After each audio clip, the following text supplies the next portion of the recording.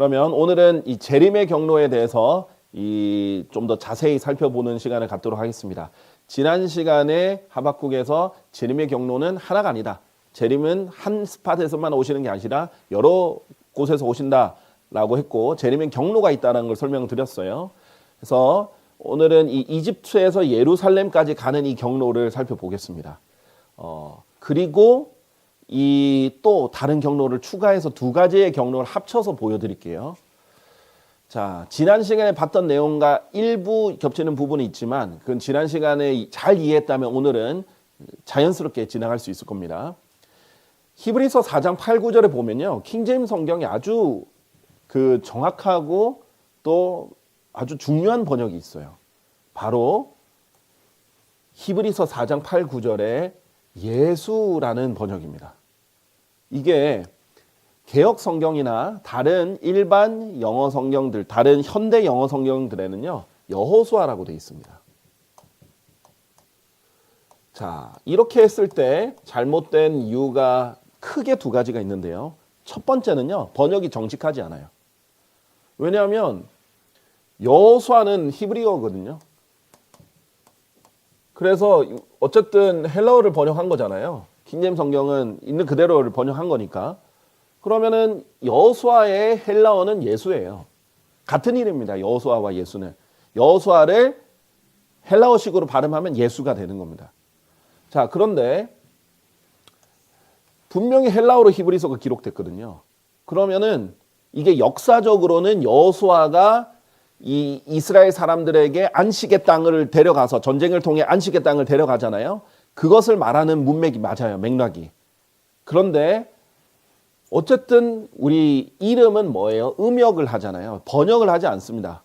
여호수아, 예수 이런 뜻이 여호와께서 구원하신다는 뜻인데 우리가 이름을 번역하지 않잖아요. 제 이름의 뜻이 빛을 멀리까지 전달하라라는 건데 저를 부를 때마다 빛을 멀리까지 전달하라 이렇게 부르진 않잖아요.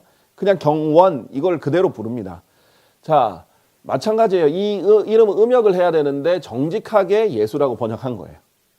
자, 두 번째 중요한 이유는 뭐냐면 여호수아가 당연히 이 출애굽이 끝나고 나서 이제 마지막에 장식으로 모세가 죽고 여호수아가 인도하잖아요. 그래서 안식의 땅으로 들어가는 그 전쟁 때 여호수아가 물리적으로 이끈 거 맞아요.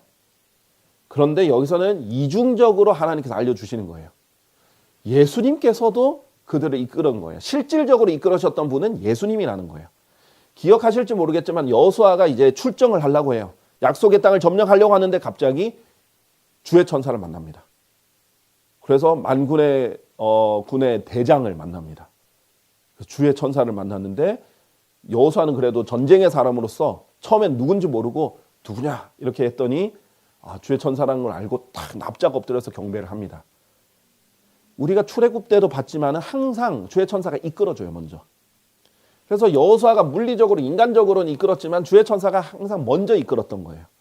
그래서 예수님이 이끈 게 맞습니다. 우리가 알잖아요. 구약 때 성육신 이전에 예수 그리스도의 현현은 주의 천사라는 모습으로 나타났다는 것. 그래서 예수님이 그 출애굽 당시에도 이끌었다는 거예요. 그런데 그들에게 진정한 안식을 주었다면 그때 그분께서 그 뒤에 또 다른 날을 언급하려 하지 않으셨으리라. 완성된 안식이 아니었죠. 왜냐하면 그 안식의 땅에 갔지만 여전히 계속 전쟁은 일어났고 완전한 안식이 주어지지 않았습니다. 그러므로 하나님의 백성에게는 한 안식이 남아있다. 남아있는 안식. 진짜 제대로 예수님께서 이끌어가지고 안식의 땅에 가는 진짜 안식이 남아있다. 천년왕국을 의미하는 것입니다. 다시 약속의 땅으로 이스라엘이 들어가는 거예요. 그런데 그때도 이끄실 분이 예수님입니다.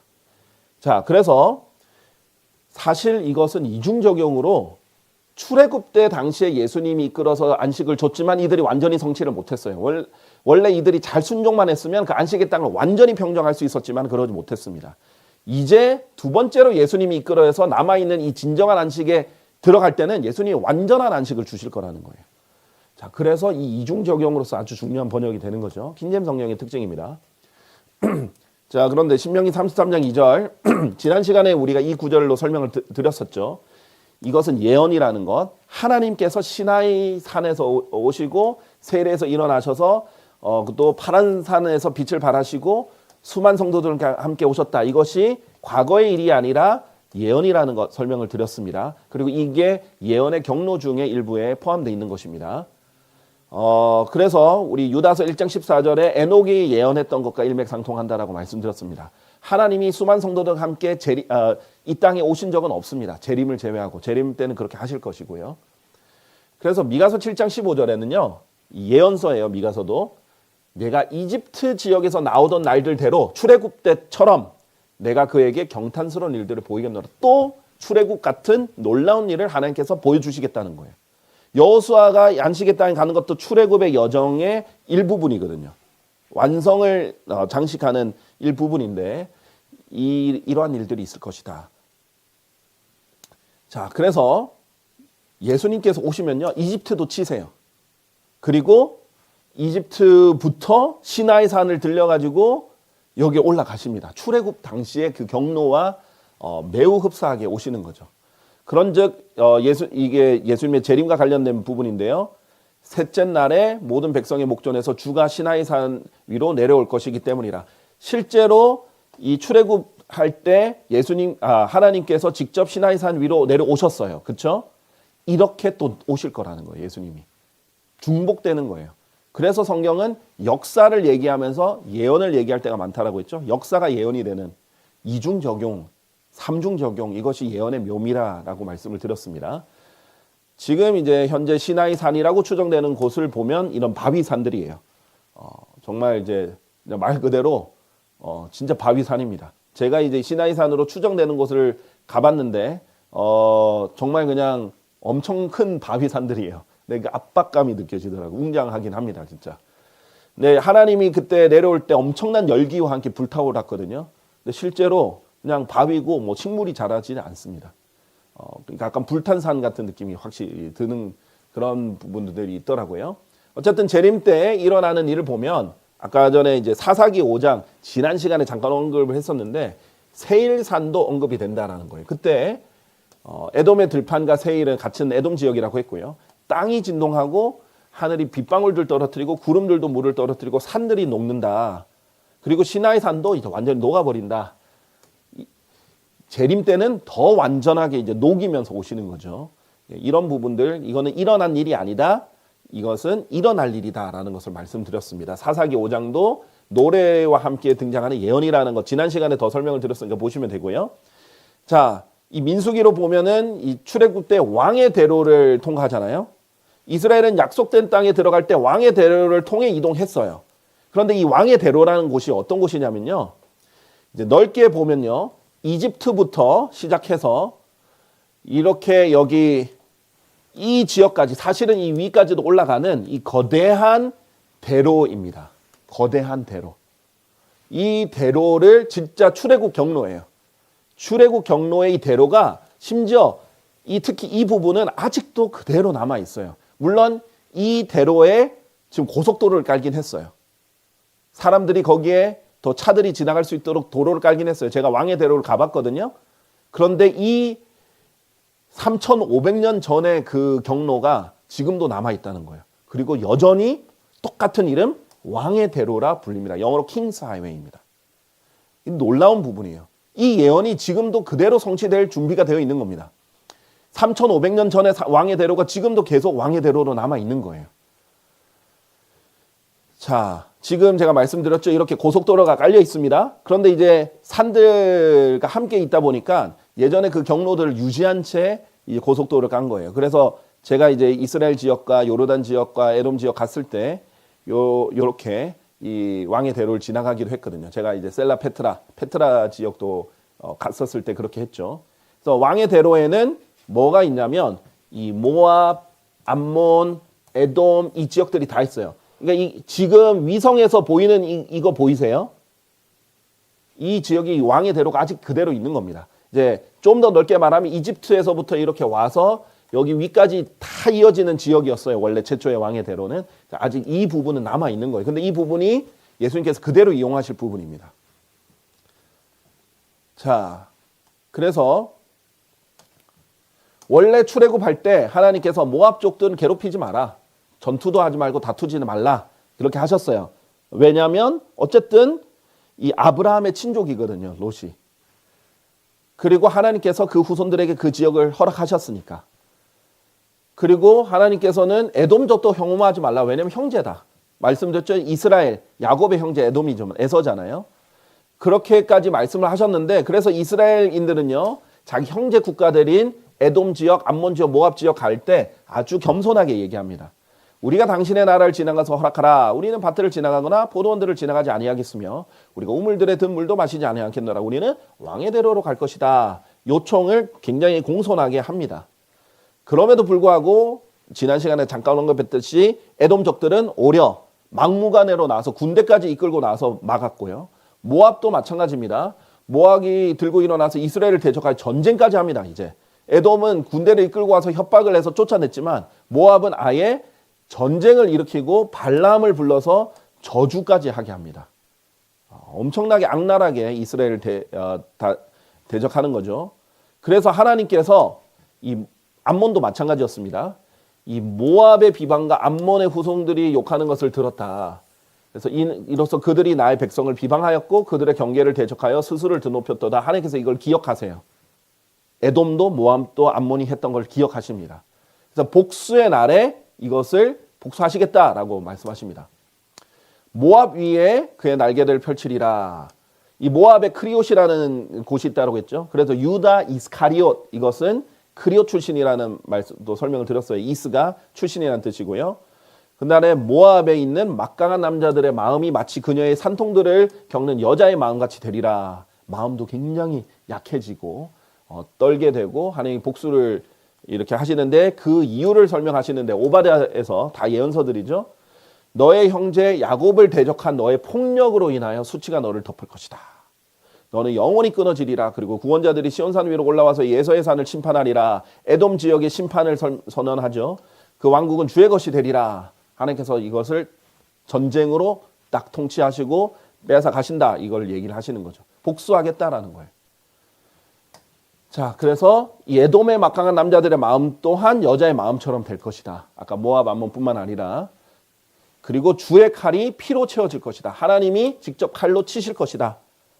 이 아까 보즈라, 이두메아 지난 시간에 설명했다시피 에돔 지역과 관련 있는 지역이라고 했죠. 그래서 하나님께서 커다란 사륙을 행하실 것이다. 치실 것이다 라고 했어요. 그래서 이 모압과 암몬과 에돔 지역을 다 지나가시면서 치시면서 지나가시는 거예요. 이는 그날이 주의 복수의 날이다. 하나님께서 복수를 하실 것이다 라고 말합니다. 그런즉 그곳의 계율들은 역청으로 변할 것이요. 지난 시간에 잠깐 봤죠. 영원토록 불타는 꺼지지 않는 불로 영원토록 연기가 올라가는 곳이 되고 대대로 황폐하게 돼서 이곳이 바로 불의 호수가 된다라는 것 지난번에 설명을 들었어요. 그래서 예수님 당시에 오른쪽 눈이 실족하게 하면 하나를 차라리 던져서 온몸이 지옥에 내던지지 않는 것이 더 낫다. 그러니까 살아있는 채로 온몸이 던져질 수 있다라고 했죠. 그래서 요한계시록 19장 20절에 보면 짐승 그 적그리스도와 그 거짓 선지자 또한 산채로 던져지잖아요. 이들도 산채로 지옥에 던져질 수 있기 때문에 예수님이 다스리는 천년왕국 때 눈에 보이는 에돔이 살아있는 지옥이 된다라고 지난 시간에 설명을 드렸었죠. 그렇기 때문에 천년왕국 때는 지옥이 눈에 보인다라고 말씀드렸어요. 지금은 변명할 수 있어요. 아, 지옥 가봤어? 야, 눈에 안 보이는데? 천국 가봤어? 눈에 안 보이는데? 야, 하나님 봤어? 나도 못 봤는데? 사실 하나님이 변명할 수 없는 증거들 많이 주셨지만 지금 눈에는 안 보이잖아요. 이때는 그냥 눈에 다 봐요. 뭐 변명이 통하지 않는 그런 시대입니다. 자, 요르단강을 통과하실 겁니다. 예수님의 이름이 여호수아와 겹치는 건 우연이 아니에요. 모세는 요르단강을 건너서 약속의 땅에 못 갔어요. 내가 결코 요르단을 건너가지 못할 것이나 모세는 알았어요. 하나님께서 미리 말씀했기 때문에 모세는 못 건너는 것. 너희는 건너가서 그 좋은 지역을 차지하리라. 그러므로 이제 너와 이 모든 백성은 일어나서 여호수아가 일어나서 이루 요르단강을 건넙니다.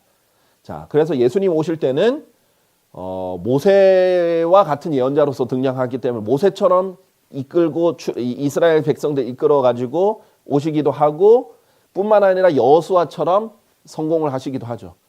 그러니까 이제 예수님은 다 모든 것을 성공하시는 분이에요. 자, 이 요르단강 지금도 있죠. 요르단강 이름도 똑같이 요르단강이에요. 왕의 대로 지금도 있죠. 이름도 똑같이 왕의 대로예요. 참 이 신기한 부분들입니다.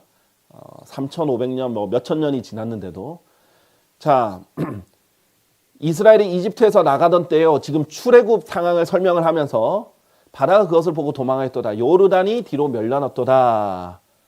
너 요르단아 어찌해서 네가 뒤로 밀려났느냐. 홍해 갈라지듯이 요르단도 갈라지고 지나갔던 거죠. 그 당시에 그 여호수아가 지나갈 때 예수님이 오실 때도 그럴 것이다라는 거예요. 자, 요르단을 건너면 어떻게 되는가? 요르단을 건너면은 예루살렘이 있죠. 근데 이 예루살렘 근처에 뭐가 있어? 무슨 산이 있어요? 예루살렘은 시온산에 있고 바로 옆에 올리브산이 있죠. 그래서 성경에서는 예루살렘 앞 동쪽에 있는 올리브산 위에 하나님께서 서신다라고 했어요. 그러니까 이 출애굽 경로를 따라서 왕의 대로 통과해서 예루살렘까지 들어가시는데 이 부분이 올리브산 위에 서신다. 그리고 이쪽에서 또 심판도 하세요. 민족들의 심판, 마태복음 25장의 민족들의 심판도 이 골짜기들에서 이루어집니다.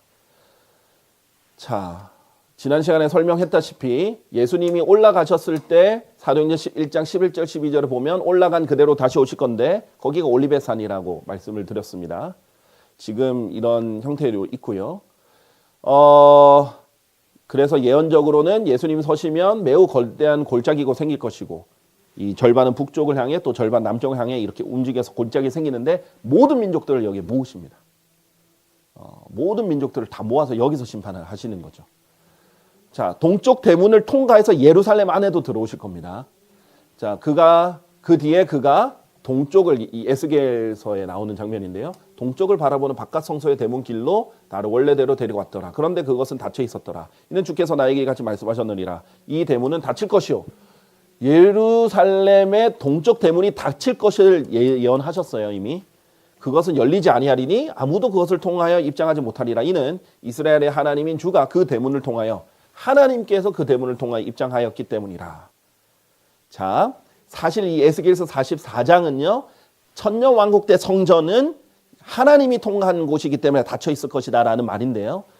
지금 참 아이러니컬하게도 이 동쪽 대문에 대한 이 예언 때문에 보세요. 그러므로 그것은 닫히리라. 그 대문은 통치자를 위한 것이라. 통치자. 그가 주 앞에서 빵을 먹으려고 그 대문에 안에 앉으리라. 그가 그 대문에 주랑 길로 입장할 것이요. 같은 길로 나가리라. 이 통치자, 이스라엘의 하나님인 주가 이 대문을 통과하는데 통치자가 되는 거죠. 메시아가 통치자시거든요. 자, 이 예언을 보고 어떤 일이 벌어졌냐면 지금 예루살렘을 가면 이 동쪽 대문이 시멘트로 막혀 있어요. 왜 그러느냐? 주후 약 1187년경 이제 기원 후죠. 무슬림들이 이 예루살렘 지역을 점령한 상태였기 때문에 메시아가 동쪽 대문을 통해서 예루살렘에 오실 거라는 에스겔의 예언이 이루어지지 못하게 하려고 동쪽 대문을 시멘트로 닫아버린 거예요. 시멘트로 다 발라가지고 닫아버렸어요. 지금까지도 그대로 발려져 있습니다. 그래서 아무도 지금 못 통과하고 있는 거예요. 예수님, 그런데 이렇게 하면 예수님이 못 통과할 거라고 생각하는 게 참 재밌는 거죠. 예수님이 시멘트 발랐다고 통과 못 하시겠어요. 그렇죠?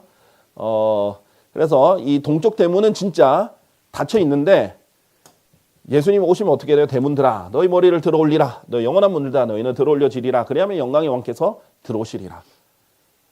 예수님이 오시면요. 산도 반응을 하고 돌도 반응하고 다 반응을 해요. 이 문도 반응을 해서 스스로 하나님을 맞이하고 열게 될 것입니다.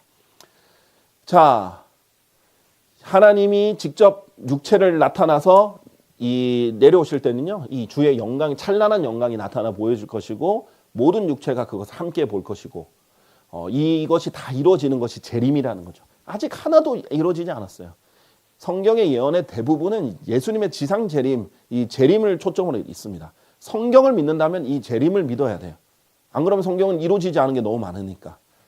자, 여기서 이제 두 번째 관점에서 또 하나 보여드릴게요. 지금은 출애굽 경로의 관점에서 보여드렸습니다. 여기서는 심판의 관점에서 하나의 경로를 추가해서 설명을 드립니다. 그리고 그날에 이러한 일이 있으리라. 주의 날이죠. 주께서 그 강의 수로에서부터 이집트의 계율까지 물리치시리라.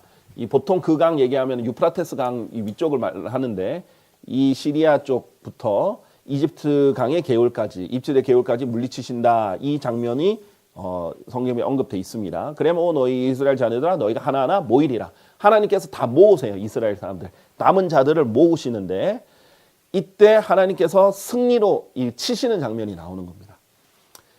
이런 구체적인 하나하나 치시는 장면이 이제 아모스에도 나오고 예언서들에 나오는데 또한 나는 하나님이죠. 여호와 하나님께서 다마스쿠스의 빗장을 깨고 아웬 평야로부터 거주자를 끊으며 에덴의 집에서 왕후를 잡은 그를 끊겠노라. 재림 때 심판하시는 장면이에요. 다마스쿠스, 시리아의 수도 다마스쿠스를 언급하십니다. 또 이사야서 17장 1절도 다마스쿠스에 대한 엄정한 부담이라 예언이죠. 보라 다마스쿠스는 도시가 되는 것에서 제위되나니 그것은 폐허더미가 되리라. 하나님이 오실 때 심판할 대상입니다. 자, 그 다음에 티루스라는 곳입니다. 주가 이같이 말하노라. 이 다마스쿠스 옆에 있는 티루스라는 곳인데요. 티루스의 서너 가지 불법들로 인하여 내가 그곳의 형벌을 돌이키지 아니하겠노라. 그러나 내가 티루스의 성벽 위에 불을 보내겠으니 그 불이 그곳의 궁전들을 집어삼키리라. 메기도, 이 아마겟돈 전쟁이 일어나는 곳이 메기도, 히브리어로 메기도라고 했죠. 그날에 예루살렘에 엄청난 애곡이 있으니 마치 메기돈 골짜기에 하단 림목의 애곡과 같으리라. 그런즉 그가 히브리어로 아마겟돈이라 불리는 장소로 그들을 한데 모아토다. 이제 메기도의 히브리어식을 헬라어식으로 표현하면은 아마겟돈이 되는 거예요. 메기도에 여기 표현이 하나가 더 붙은 겁니다. 그러니까 히브리어긴 히브리어의 아마겟돈도 하지만 히브리어를 헬라어식으로 표현한 히브리어입니다. 아마겟돈. 자, 그래서 여기서 이 적그리스도가 군대들을 모아가지고 큰 전쟁이 일어나는 거죠. 그래서 예수님이 이때 크게 치시는 장면이 여기 아마겟돈 전쟁이에요.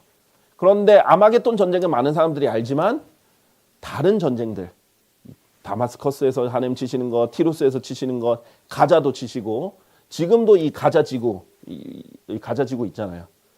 이 틸에 이게 이제 티루스거든요. 다마스커스 아직도 있고 메기도도 아직도 있고 가자 지구도 아직도 있어요. 주가 이같이 말하노라. 가자의 서너 가지 불법들을 인하여 나는 그곳의 형벌들 돌이키지 않겠노라. 그러나 내가 가자의 성벽들 위에 불을 보내겠으니 그 불이 그곳에 궁전들을 집어삼키리라. 하나님이 이제 아모스에서 보면은 이방인들 심판하는 것, 재림 때 심판하는 걸 많이 언급하시거든요. 이집트도 치신다 그랬어요. 이집트에 대한 엄청난 부담이라 주가 빠른 구름을 타고 예수님이 재림하실 때 어떻게 한다고요? 구름과 함께 오시죠. 이게 이제 사실 말하면 그 중국의 서유기 소설의 원조다라고 보시면 되겠습니다. 예, 성경이 훨씬 더 먼저 기록이 되었거든요. 하나님이 재림하실 때 어떻게 해요? 빠른 구름을 타고 이 서유기에 있는 손오공처럼 이집트로 들어오리라. 그리하면 이집트의 우상들이 그의 면전에 동요할 것이 이집트의 마음이 그곳의 중심에서 녹아내리라. 심판하시는 거죠. 자, 이 곳들이요. 지금 보시면요. 지금 예루살렘 중심으로 이스라엘 이쪽에 있거든요. 이 주변 시리아, 지금 티루스, 레바논, 뭐 이 요르단 왕국, 그다음에 뭐 이집트, 여기 사우디아라비아 뭐 이런 이 지역들 있잖아요. 다 뭐예요? 이 주변에 예루살렘 주변에 이스라엘 주변에 다 지금 나라들 다 이슬람 국가들이잖아요. 다 예루살렘 이스라엘의 적들입니다. 하나님이 다치고 오시는 거예요. 지금 오실 때 대대로 이스라엘을 괴롭혀 왔던 이들을 이스라엘을 위해서 싸우시는 분이기 때문에 물론 적그리스도가 전 세계 군대를 이끌고 올 때 여기서도 치시겠지만은 여기 곳곳을 다치고 오시는 거죠. 자, 그래서 아까 경로 설명을 드렸죠. 이집트에서 출애굽 경로랑 비슷하다고 했죠. 이렇게 해서 왕의 대로를 타고 이렇게 올라와서 예루살렘에 들어가는데 아마도 이렇게 해서 이렇게 들어오시지 않을까 이런 생각이 듭니다. 그래서 어쨌든 이 지역들 다 치고 오신다. 그래서 예루살렘에 승리의 입성을 하신다라는 거예요. 그냥 한 번에 올리브상에 딱 등장하는 것도 아니고 한 번에 그냥 아마겟돈 전쟁이 딱 치고 그냥 오시는 것도 아니고 이걸 다 치시고 직접 진짜 전쟁을 다 수행하시는 전사로서 오실 것이다 라는 겁니다. 그래서 예수님께서 이렇게 치실 때 이사야서 63장에서는 포도즙 틀을 밟았다라고 표현합니다. 그런데 예수님이 재림할 때 많은 성도들이 따르긴 하겠지만요. 실제로 적들을 다 부수시는 것은 예수님이에요. 그래서 나는 홀로 포도즙들을 밟았도다. 그리고 백성들 중에는 아무도 나와 함께 하지 아니하였노라. 이는 내가 나의 분노 가운데서 그들을 밟을 것이요 나의 노여운 가운데서 그를 짓밟을 것이기 때문이라. 그래서 성도들이 뒤따라서 이제 예수님 다 해놓은 거를 따라서 뭐 밟을 수 있지만 예수님이 이 분노를 다 쏟아내시면서 전쟁을 혼자 다 수행하시는 거예요, 진짜. 혼자 완벽한 분이시니까. 그러면 그들의 피가, 근데 이 포도즙 틀이 사실은 인간의 피인 거예요. 나의 목들을 위해 뿌려질 것이요 나는 나의 모든 의상들을 얼룩지게 하겠노라. 그래서 계시록 19장 13절에 예수님을 보시면 피 속에 담겼던 겉옷으로 옷 입혀지셨다. 완전히 피로 다 적셔진 옷을 입고 오시는 거예요. 그만큼 실질적인 복수를 물리적인 피가 묻는 지상 재림을 하시는 거예요. 예수님의 물리적 지상 재림을 안 믿는 사람들은 이런 구절들 절대 이해할 수가 없습니다. 정말 물리적인 피인 거예요. 물리적인 옷이 적셔질 정도로. 그런데 이때 이제 보면은 그 포도즙 틀이 도성 밖에서 밟혔고 피가 포도즙 틀 밖으로 나왔는데 심지어 말의 굴레들까지 닿았으며 1600펄롱의 공간까지 이르렀더라. 펄롱이 약 200m 정도 되거든요. 8분의 1마일입니다. 1펄롱이. 그래서 1600펄롱은 약 320km입니다. 서울에서 부산 정도의 직선 거리랑 비슷하다라고 말씀드렸죠. 근데 말 고삐까지 차는 거죠. 말의 굴레들까지. 자, 그리고 그렇게 되면 어떻게 되겠습니까? 피가 흐르는데 320km 정도 다 흘러요. 그리고 높아요. 이 피의 강이 여기 다마스쿠스 뭐 이런 부분부터 해서 이 가자 지구 이 부분까지 다 이 흘러갈 거예요. 그러면 이게 진짜 레드카펫이 되겠죠. 흰말 타고 레드카펫 가는데 여기가 한 다마스쿠스에서 이 가자 정도까지가 약 320km거든요. 그래서 주님이 이렇게 다 심판하고 오시는 이 경로, 그 다음에 또 그 출애굽 경로에 따라서 이렇게 들어가는 이 경로까지 합쳐서 보시면 여러분 이제 왕의 대로에 대한 이 주님의 재림의 경로에 대한 이해도가 이제 좀 더 확실하게 이렇게 와닿게 되실 겁니다. 어쨌든 이 경로들이 다 이 근처 부분들이거든요. 그래서 예수님은 오실 때 진짜 말 그대로 전쟁을 통해서 오시는 분이다. 왜냐하면 이 땅의 왕국은 전쟁이 아니면 폭력으로 이게 아니면 탈취가 안 되거든요. 말을 안 들어요. 그래서 물리적인 이런 것들이 가해진다라는 것이 이제 성경에서 보여주는 것이죠. 자, 그래서 결론적으로 그렇습니다. 주를 대적할 지혜나 명철이나 계획이 전혀 없느니라. 그 전 세계 사람들 다 모여도 적그리스도가 모이고 마귀가 아무리 그렇게 해도 결국 주님을 대적할 수 없다라는 걸 설명을 드립니다. 이런 이제 구체적인 재림의 경로들을 우리 하박국 함께 봤는데 사실은 이게 좀 종말론과 관련된 부분이기도 한데 이 부분 우리가 함께 봤습니다. 자, 그럼 오늘 강의는 여기까지 하고요. 오늘 첫째 시간 배웠던 거와 둘째 시간 배웠던 거 합쳐서 우리가 사실 방대한 내용인데 우리가 좀 압축해서 했거든요. 질문 있으시면 질문하시면 되겠습니다. 네, 네. 그러면은 아까 경로에서 보면 마치 이집트에서 시작해서 네. 이렇게 쭉 돌아서 예루살렘까지 가는 것처럼 보이는데 네. 예수님 하늘에서 딱 내려오시는 그 스팟은 이집트일 거다. 잘 질문하셨습니다. 지금 질문하신 게 뭐냐면 이것을 통해서 보니까 이제 마치 시작을 이집트부터 시작하셔서 이렇게 해서 예루살렘 오실 것 같은데 그러면 이제 예수님이 처음 등장하는 스팟이 이제 이집트가 될 것인가 이렇게 질문하셨어요. 그럴 가능성이 높은데 그럴 가능성 1번 가능성은 잘 물어보셨어요. 왜냐하면 이것이 지금 곳곳에서 예언서에서 나온 것을 모아서 지금 우리가 쉽게 눈에 볼 수 있게 지도와 함께 해서 그렇지 이걸 성경을 읽으면서 다 조합하려면 이게 다 곳곳이 흩어져 있는 거거든요. 근데 이것이 시간 순서로 이렇게 배열되어 있지는 않습니다. 그렇기 때문에 우리가 이제 하나의 힌트가 뭐냐면 출애굽과 비슷한 일들이 일어날 것이다. 출애굽 때처럼 이스라엘이 이집트를 탈출했던 그때처럼 또 하나님께서 그런 위대한 일들을 이루신다라는 게 있으니까 이제 이 출애굽 경로와 맞물려 있을 것이다. 비슷할 것이다. 근데 보시면 출애굽할 때도 모세가 살아 있을 때는요. 바로 요르단 가지 않았어요. 이 위에 왕들을 쳤거든요.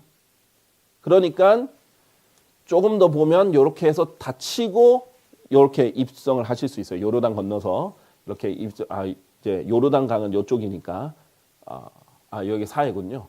그럼 요르단 건너서 이렇게 가실 수 있을 겁니다. 그래서 출애굽 경로와 만약에 일치를 하거나 비슷하다면 그리고 이제 그건 성경에 이제 출애굽과 관련이 있다는 것은 분명히 성경에 나오는 거니까 요렇게 치고 요렇게 입성을 하실 가능성이 높죠. 두 번째 이제 제 생각은 계시록 19장에 보면은 하늘의 문이 열리고 나서 바로 이 아마겟돈이라는 곳에서 전쟁하는 게 나오잖아요. 그러니까 처음에는 아마겟돈에서 치시고 그 다음에 이제 이집트부터 잔당을 다 소탕을 하고 예루살렘에 들어오실 수도 있다. 이런 생각이 듭니다. 그래서 한 두 가지 정도의 가능성을 보고요. 그렇지만 성경에서 이렇게 다 모아가지고 시간 순서로 배치한 적은 없기 때문에 이것이 꼭 이게 시간 순서다, 이 장소의 순서다라고 단정 짓기는 좀 어렵습니다. 이제 제가 봤을 때는 이제 뭐 두 번째 이 아마겟돈을 치시고 이렇게 와가지고 다 잔당을 처리하시고 입성하지 않으실까 이런 생각은 있습니다. 네, 혹시 다른 질문 있으십니까? 네. 네.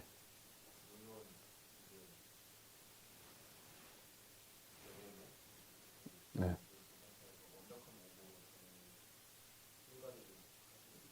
네.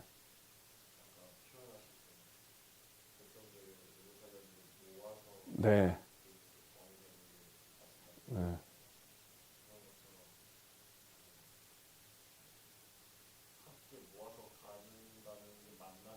음.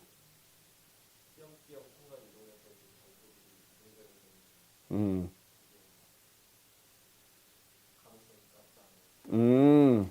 네. 지금 이제 좋은 질문 해주셨어요. 아까 전에 이제 하나님께서 그 남은 자들 모으시는 것, 이스라엘 사람들 흩어져 있는 사람 모으시는 게 나왔잖아요. 그래서 이 사람들을 모아서 함께 가시는 거면은 뭐 물론 예수님은 얼마든지 순간 이동처럼 빨리빨리 이렇게 움직이실 수 있지만 혼자 움직이신다면 그렇게 하실 수 있지만은 또 함께 움직이는 사람들이 있다면 정말 출애굽 때처럼 이 백성들 다 이끌고 가시지 않을까 뭐 이런 얘기를 지금 하셨습니다. 저도 거기 이제 동의를 해요. 자, 왜 그러냐? 정말 모으실 거예요. 그리고 이 왕의 대로 중에는 뭐가 있어요? 여기 셀라 페트라가 있다라고 있죠. 여기에 이스라엘 사람들 그 숨어 있단 말이에요. 많은 사람들이 다 여기 있는 건 아니에요. 진짜 흩어져 있을 수 있어요. 왜냐면 적그리스도가 뿔뿔이 또 흩을 거거든요. 그래서 예수님 재림 때는 다시 이스라엘이 원래 본 땅으로 다시 돌아오고 다시 백성이 모여요. 그렇기 때문에 이때도 이 사람들 구하고 여기를 심판해서 치실 거란 말이에요. 그러니까 이제 제 추론이 맞다면 네. 네. 네. 네. 네. 그러니까 제 생각에는 이제 여기서 한번 크게 수많은 성도들과 함께 오셔서 크게 치시고 그 다음에 이제 여기서 흩어져 있고 포로로 잡혀 있던 이스라엘 사람들 다 모으시고 치고 모으시면서 이제 다 데리고 와서 여기 다 치시고 이게 남은 자들 다 모으시는 거죠. 그러면서 예루살렘의 승리의 입성으로 함께 입성하실 수 있지 않을까. 그래서 출애굽이 이 예수님이 이룰 것에 대한 사실 그림이었다. 이렇게 보실 수 있죠. 그런데 이것을 완벽하게 그림을 이루시는 분이 예수님이다. 이렇게 왜냐면은 모세도 부분적으로 실패했고 이스라엘 사람들도 실패를 여러 번 겪었잖아요. 그리고 여호수아도 결국은 땅을 완전히 다 점령 못했거든요. 그런데 예수님은 다 이루시는 거죠. 그래서 그렇게 보면은 이제 예수님이 막 이렇게 초능력으로 막 순간 이동하듯이 탁탁탁탁탁 움직이는 게 아니라 정말 진짜 이끌고 행진하는 그런 부분들이 얼마든지 충분히 있을 수 있다라고 설명드릴 수 있습니다. 네. 브레호스가 이 천년왕국의 에돔 지역에 네. 브레호스가 생긴다고 네. 하는데 그 나중에 보면 이제 백보자 심판에서 네. 그 이제 생명책에 기록되지 않은 사람들도 다 브레호스로 가는 걸로. 네, 맞아요. 근데 백보자 심판 그 직전에 하늘과 땅이 다 사라지죠. 네, 맞아요. 땅에 있는 브레호스도 사라지고. 네, 맞아요. 그 이후 심판 이후에 던져지는 브레호스도 어떤. 그렇죠. 지금 잘 질문하신 게 뭐냐면 지금 여기 이제 예수님이 재림하실 때는 에돔 지역이 살아있는 지옥이 되죠. 지옥이라고 마태복음 표현도 돼 있고 불의 호수라는 표현도 계시록 19장에 있기 때문에 그러니까 계시록 20장에 불의 호수가 등장하기 전에 이미 불의 호수가 19장에 등장을 하잖아요. 그래서 그렇습니다. 그러니까 천년 왕국 때는 불의 호수가 지상에 있어요. 근데 이제 하늘과 땅이 다 사라지기 때문에 모든 게 없어지잖아요. 그런데 하나님께서 이제 그 텅 빈 공간에서 불의 호수를 이제 두시고 거기서 지옥도 사망도 다 던져지게 이렇게 하시고 이 백보자 심판에서 이 심판을 받고 생명책에 기록되지 않은 사람은 여기 다 던지시고 그러니까 이 사실상 땅과 하늘이 다 사라져도 불의 호수는 살아남는 거죠. 그리고 하나님께서는 그것에 의존하지 않고도 불의 호수를 여전히 존속하신 거죠. 왜냐하면 이 지옥이라는 개념도 그렇고 영원이라는 개념이 지옥에 부과가 되잖아요. 그리고 불의 호수도 영원이라는 개념이 부과가 되거든요. 그러면 지옥이 없어졌다가 생기는 게 아니라 지옥이 이어진다라고 보시면 됩니다. 왜? 이 천년왕국 이후에 백보자 심판 전에 하늘과 땅은 어떻게 불타잖아요. 근데 이미 지옥은 불이에요. 불의 호수도 이미 불이에요. 그러니까 없어졌다 생기는 게 아니라 하늘과 땅은 사라져도 이 지옥은 계속 살아남아서 이 불의 호수라는 형태로 계속 살아남아가지고 이 백보자 심판에서 심판받는 사람들이 거기에 가게 되는 그런 개념으로 이제 보시면 될 것 같습니다. 네. 자, 그러면 추가의 질문이 없으면 오늘 여기까지 하도록 하겠습니다. 감사합니다.